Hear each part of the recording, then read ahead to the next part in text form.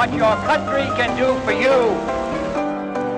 There's a long track. It's going to be, I believe, the dance of the Peppina, oh, you little mouse, so won't you go away? One ringy-dingy. Hand off to Griffin, cracks the middle, gets the 5. Touchdown, Ohio State. Oklahoma, where the wind comes sweeping down the plain. I'm interested to know, Gracie, who's your choice? Need you ask, George? Time now for spinning my dad's vinyl. Here with all his skips, scratches, and pops is my dad, Frank Vaccarello. Thanks, sweetie, and thank you for tuning into episode 16 of Spinning My Dad's Vinyl. Yes, my parents did have a serious side when it came to music. They had all the biggies, you know, the real toe tappers, Vivaldi, Bach, Tchaikovsky, Shostakovich, and this very nice record with two composers who were on the cusp between the classical and romantic eras of music in the early 1800s. Let's really go back in musical time with Volume 16, Beethoven and Schubert, starting with probably the most recognized four notes in music history.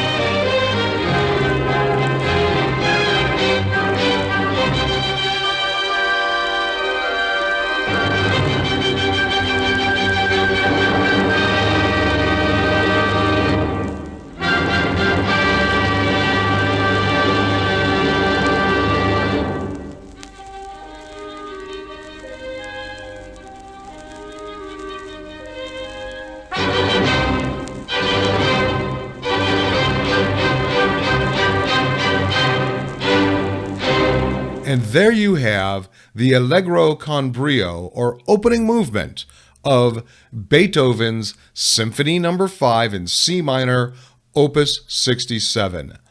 It was performed by the Viennese Symphonic Orchestra under the direction of Hans Wolff and was recorded in 1956. Now, since we are only going to hear 3 pieces of music in this episode because of the length of it, I will pause now to tell you about Ludwig van Beethoven. He was a German pianist and composer widely considered to be one of the greatest musical geniuses of all time. His innovative compositions combined vocals and instruments, widening the scope of sonata, symphony, concerto, and quartet. He is the crucial transitional figure connecting the classical and romantic ages of Western music. He was born on or about December 16, 1770, in the city of Bonn, in the electorate of Cologne, a principality of the Holy Roman Empire. Although his exact date of birth is uncertain, Beethoven was baptized on December 17, 1770.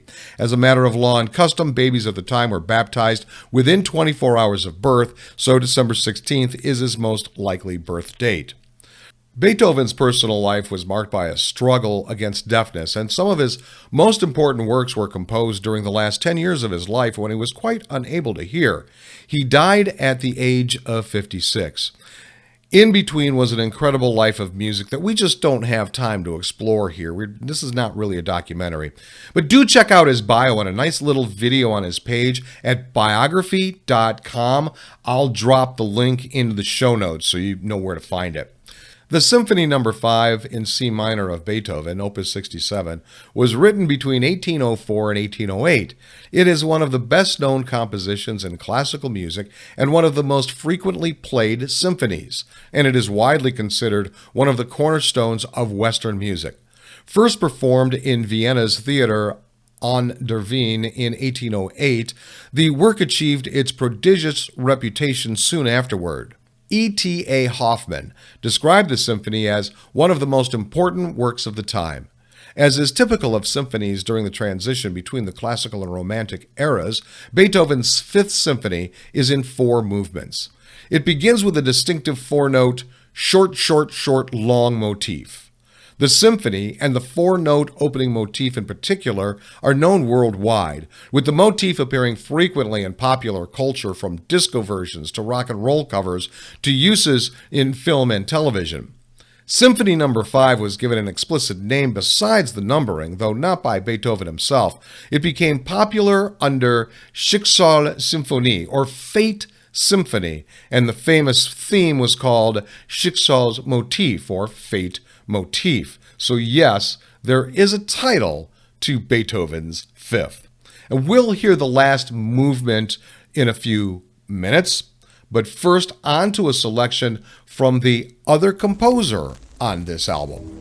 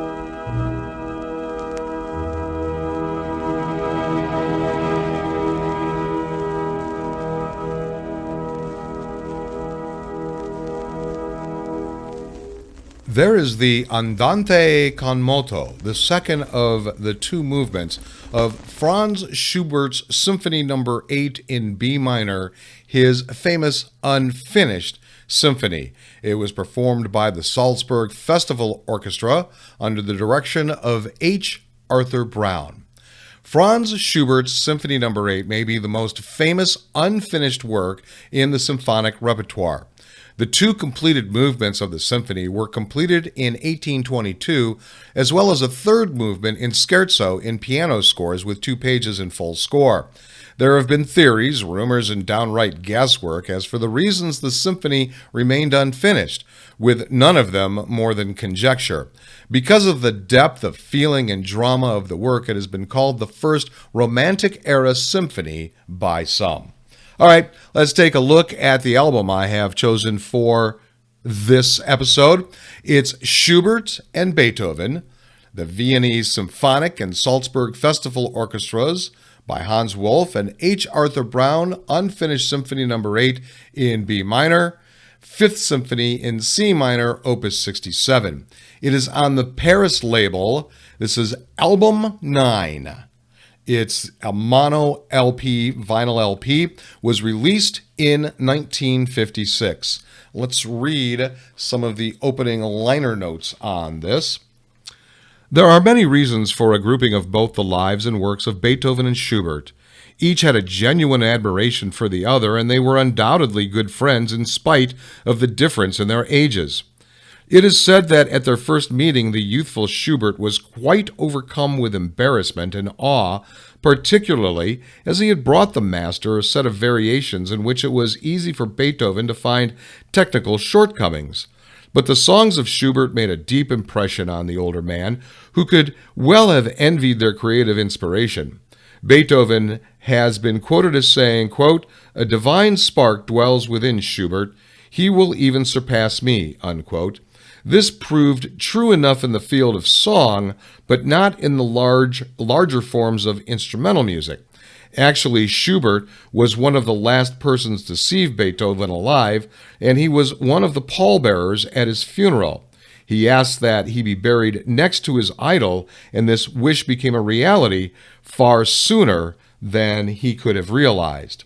It came only a year later. All right, let's talk about the value that Discogs has put on this album. Their lowest at $6.78. Actually, all of them are $6.78. Although Amazon, true to form, came in at $47.25. Must be a really good condition because my dad's copy is in very poor condition. Both the cover and the record. You can hear a lot of hisses and crackling on this. A little bit of a tear as usual in the cover. So I think I'm going to value it at $0.25. Now, before we move on to more Beethoven, let's learn a little bit about Franz Schubert, who was born on January 31st, 1797, and died on November 19th, 1828. He was an Austrian composer of the late classical and early romantic eras. Despite his short lifetime, Schubert left behind a vast oeuvre, including more than 600 secular vocal works, 7 complete symphonies, sacred music, operas, incidental music, and a large body of piano and chamber music. Born in a suburb of Vienna, Schubert showed uncommon gifts for music from an early age. His father gave him his first violin lessons, and his elder brother gave him piano lessons, but Schubert soon exceeded their abilities. In 1808, at the age of 11, he became a pupil at the Stadtkonvikt school, where he became acquainted with the orchestral music of Haydn, Mozart, and Beethoven. He left the school at the end of 1813 and returned home to live with his father, where he began studying to become a school teacher. Despite this, he continued his studies in composition and still composed prolifically.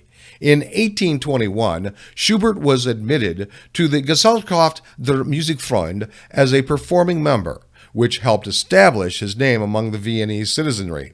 He gave a concert of his own works to critical acclaim in March 1828, the only time he did so in his career.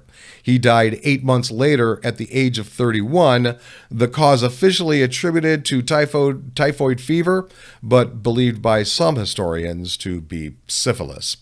Okay, well, on that interesting side note, let's complete this episode with the final movement of Beethoven's Fifth.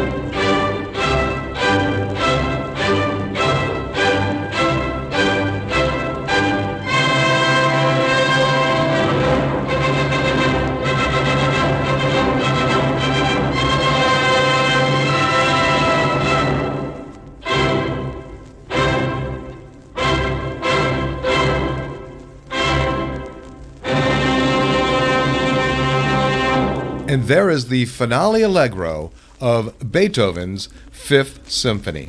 Once again, that was performed by the Viennese Symphonic Orchestra under the direction of Hans Wolff. See, I do have my classical side, and so did my dad. Thank you very much for tuning into Volume 16, Beethoven and Schubert, However You Did. If you want more information about this podcast, head over to spinningmydadsvinyl.com. I'll be back next week with all my skips, scratches, and pops with Volume 17, Modern Jazz Hall of Fame. Go with the flow, my friends.